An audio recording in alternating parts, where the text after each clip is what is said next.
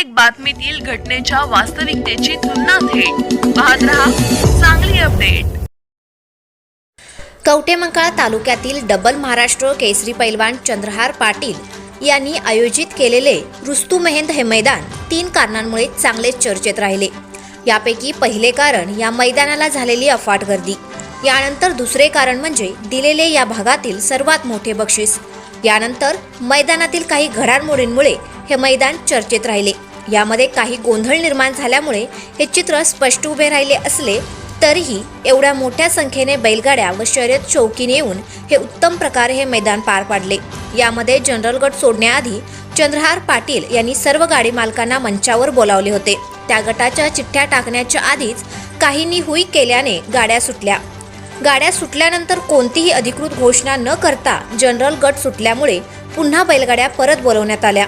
यामध्ये हरण्या हा अधिक काळ पळाल्यामुळे पुन्हा त्यांनी या स्पर्धेमध्ये सहभाग घेतला नाही। मात्र यानंतर सोडण्यात आलेल्या जनरल बैलगाडीमध्ये पुन्हा कलर मारण्याच्या ठिकाणी एका बैलाला अडवण्याचा प्रयत्न झाल्याचा व्हिडिओ व्हायरल झाला। यावरून बरीच टीका टिप्पणी करण्यात आली। मात्र सायंकाळनंतर या व्हिडिओचे खरे चित्र स्पष्ट झाले असून ड्रोन कॅमेरामधून ही व्यक्ती या बैलाला अडवत नसून पुढे ओढत असल्याचे चित्र दिसून आले। यानंतर या बैलाच्या गाडीला पुढे ओढत असलेला व्यक्ती हा संबंधित बैल मालकाच्या ओळखीचाच पाहुणा असल्याची माहिती स्वतः उमेश मालक यांनी चांगली अपडेटशी बोलताना सांगितली। हॅलो हॅलो उमेश भाऊ, नमस्ते। नमस्ते नमस्ते मग बोला की बोला की. काय नाही, जरा ते आपला एक कालच्या जरा विषयासंदर्भात अधिकृत जरा तुमच्या संगच बोलून माहिती घ्यावी म्हणून फोन केलाय। बोला की बोला की.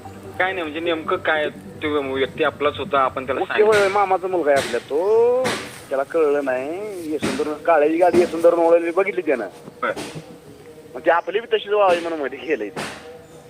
म्हणजे ते तुमची गाडी पुढे न्यायचा प्रयत्न चालू होता? हा, प्रयत्न चालू होता त्याचा की बाबा ना अडकल ट्रॅक्टर म्हणजे अडकले वाटले मागणे गाडीवर अडकायला लागले आणि आपली गाडी बैल ओढून धरा, आपल्या बैल यशवंतर बैल उभा राहतो आपला, त्याला माहितच नाही काय, नवीन आहे ना ती।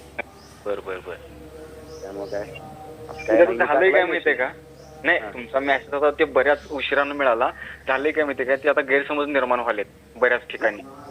सांगितलं, कोळेकरांना बी फोन करून सांगितलंय आणि भाऊदादांना बी सांगितलंय, बंडा शिंदेला सांगितलंय, बऱ्यापैकी जेवढे बरेच पोलीस असतील सर्वांना सांगितलं मी, काय अडचण नमस्कार ना।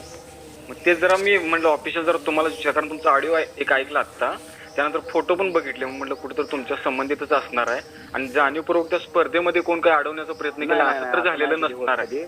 अडवून आलेलं कोण, काही प्रॉब्लेम नाही, आपली पोर आहे ते, ओके काय अडचण नाही, चालतं।